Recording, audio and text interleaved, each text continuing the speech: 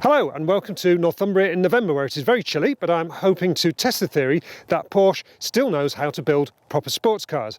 The case for the prosecution against that would be the Cayennes, Macans, Panameras, now Taycans, and all those cars that really bankroll the company, but have kind of moved it away from its origins. Arguably, the new 992 is also in that camp because it's more sophisticated, more digital, less feelsome than 911s of the past. The case for the defence? Well, this 718 Spyder looks like a pretty convincing one. It is, of course, the open-top version of the Cayman GT4. It has the same 4-litre, 420 horsepower naturally aspirated engine derived from the 3-litre turbo in the current 992 Carrera. It has 991 GT3 underpinnings. It has a manual gearbox and a conspicuous lack of the gimmickry that makes the 992 feel just that little bit remote. It also helps that the 987 Boxster Spyder is one of my all-time favourite Porsches. The idea of stripping that car back to basics, creating, to me, an absolute modern classic. The 981 Boxster Spyder that followed it was nice, but it was a little bit dumbed down because although it had the same engine as the GT4, the 385 horsepower 3.8, it didn't have all the same trick suspension. For this new 718 Boxster Spyder, they've really gone to town and it's got all the GT4 bits underneath. So it's got the full, as I say, GT3 spec suspension. It's basically the same car, just without a roof. So hopefully it's got that car's poise and performance, but just a bit more excitement by virtue of being out in the open air. It also stands out from the rest of the Boxster range by being the only one now with a 6-cylinder engine, and that makes it something really special. And I really love the fact that the looks kind of set it apart as well. This distinctive speedster look with the double bubble rear decking, the kind of the low slung lines, the way the wheels really pack out the arches, the diffuser at the back, all that kind of stuff. It really looks awesome and something different, unique in the Boxster range, unique in the Porsche range, in fact. Anyway, there's the spiel. We're out here in the wilds. It's a perfect place to find out if it really lives up to the hype and test the theory that Porsche still knows how to build proper sports cars. So as I was saying, the original 987 Boxster Spyder is one of my all-time favourite Porsches. I think I might even put that above GT3s in my kind of all-time ranking of favourite Porsches. It's up there with my favourite sports cars, in fact. So I come into this car with high hopes, not just as a standalone car, but also, as I say, for what it represents as the lost hope that Porsche still knows how to build, or still is willing to build cars for the traditional fans, the kind of people who celebrate the history of the brand and all the rest of it, and still want a proper sports car, not necessarily a kind of high-tech modern day GT like the 992 has become. And I've got to say, the ingredients are pretty hopeful, as you can hear there. The 4-litre flat 6 in this Spyder is, well, it's a sound you don't hear in any other 718, is it? And I mean, I've defended the 718 turbocharged engine quite vociferously. I think it's a lot of the flack that car has got has been unwarranted, and that 4-cylinder turbo is a really, really good engine. But I will admit that being back in a Boxster with a 6-cylinder engine is rather nice, especially one with a manual gearbox as well, 6-speed manual, and a very obvious absence of all the kind of driver modes and configurability and all the other stuff that kind of gets in the way of enjoying the 992, which I've just been driving recently actually, so it's quite a good comparison to come into this car from that, because you get into a 992 and it's got all the,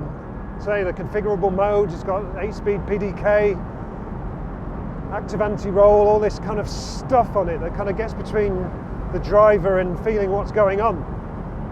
This Spyder is really raw. There's nothing, there's no sport button, there's just you can sharpen up the dampers if you want. You can turn off the stability control and traction control separately like you can in all proper GT level Porsches, but there's a real lack of frills in this. It's a back to basic and proper sports car, which is really nice and really refreshing. Nearly as refreshing as Northumbria with the roof down on a November day. But the other thing that's nice about this Spyder is that even the kind of hardcore Porsche products like the GT3s, 911R, GT3 Touring, all those kind of cars, is that they are fantastic, and those high revving naturally aspirated 6-cylinder engines are just mega beyond belief, but they're so accomplished that you just don't get a sense of what those cars are capable of at kind of relevant speeds, especially out here on the road. So the idea of having basically now a full Cayman GT4, but with the option of taking the roof off, in a car that was always designed to be a convertible, because the Boxster was a convertible first and a coupe later, wasn't it? So it's authentic as an open-top car. Add all that together and you've got a really, really compelling package, and it really delivers out here on the road. It really does. It's absolutely fantastic. It just feels so raw, and it's quite spiky. It's this car is on Dunlop tyres, I think, but here in this cold weather on these greasy roads, it's, well, as you can just see, it's quite a lively car, and that's quite a shock in this day and age, because most modern sports cars, Porsche included, have been fairly dumbed down to the point where you don't feel a whole lot of what's going on. But this Spyder dials you right back into the driving experience, and just having a naturally aspirated engine that revs to 8,000 RPM and gives you good stuff all the way to that figure is, yeah, it's really stand out. And it's interesting as well that this Spyder is kind of a model apart from the rest of the 718 range, isn't it? Because there's the obvious fact that the rest of the cars are all 4-cylinder, and I really like that engine. I think it gets a lot of unfair flack, but I have to say, going back into a Boxster with a 6-cylinder engine does undermine my otherwise honourable attempt to defend that car.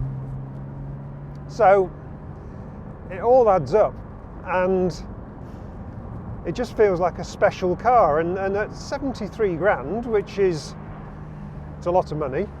It's a lot of money for a Boxster, but I think really you almost have to consider this Spyder as a completely separate model. It's a standalone thing in its own right. It doesn't really fit in with the rest of the range, and it kind of caters to a particular Porsche buyer who I think has been kind of left behind by the 911 and is craving a kind of a proper sports car, one that delivers on the kind of feedback and thrills that you would have got out of an older 911, and that's there in this Spyder.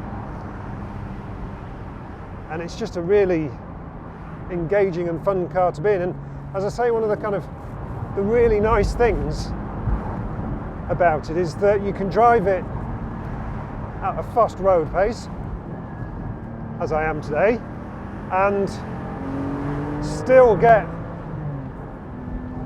a real thrill from driving it, but at much, much more realistic speeds than you would be in a GT4, in an older 911 GT3. Sorry about the fluffed gear change there, but yes, so you can get much more out of the car without going at silly speeds, and that has been a problem with the high gearing and all the rest of it that you get in other manual Porsches. So I think for that, this Spyder is to be celebrated, and it kind of restores your faith that Porsche can still build cars for people who care about their driving, who want to apply themselves. I should mention as well, another nice feature about this being a kind of proper, this is a proper Weissach built GT model now, rather than the previous 981 version, which was just a kind of gussied up Boxster. One of the extra little bonuses is that you now can turn the auto blipping off.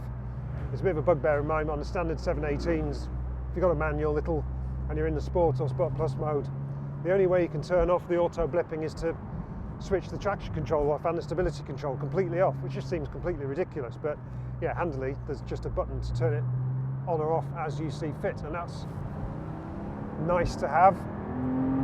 And this engine, it's interesting that it's derived from the 3-litre turbo in the current Carrera as well, because a whole extra litre of capacity, that's quite a big bump over the standard engine, and quite a big commitment for Porsche to go to for just the GT4 and the Spyder, but I'm glad that they did, because it's such a lovely engine. Yes, it's not quite as fancy as the 4-litre in the GT3. It's a totally different engine from that. It's not the 9,000 RPM screamer, and it doesn't quite have that bite of that engine, but you're not going to hear me complaining about the return of a naturally aspirated flat six in a Porsche, because it's what we want, isn't it? And just, there you go, 8,000 revs and a noisy exhaust. What more do you really want? And the rest of the car just holds together with it as well. The GT3 front axle just gives the front end so much bite. You can get, everything's so readable in this car. You can, yes, it's electric power steering. It's not perhaps as pure as some of the older Porsches, but by modern standards, it's a really mechanical car as well. It just, there's no hiding behind fancy systems or all the rest of it.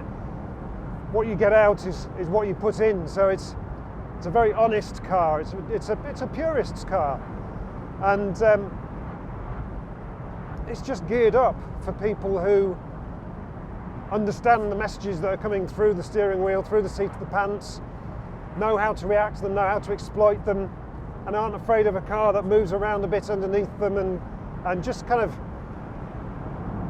yeah, it doesn't just go fast. It gives you an experience, and that experience is just amplified by having a roof off, and especially enjoying it on a cold and slithery day like this. It just adds to the experience. And let's face it, that's what you want out of a sports car, isn't it? You don't just want to get from A to B, you want an experience. And that's what this Boxster Spyder delivers, and that's why I think it lives up to my expectations of the 987 Spyder that I loved so much. It's a more hardcore car than that, it's a more focused car than that, it's a faster car than that, but it doesn't, unlike some of the other recent hardcore Porsches, it doesn't forget the driver. It caters to the sensations that you want to feel, and that, in conclusion, it answers the question: does Porsche still know how to build proper sports cars? As evidenced by this Boxster Spyder, thankfully, it absolutely does.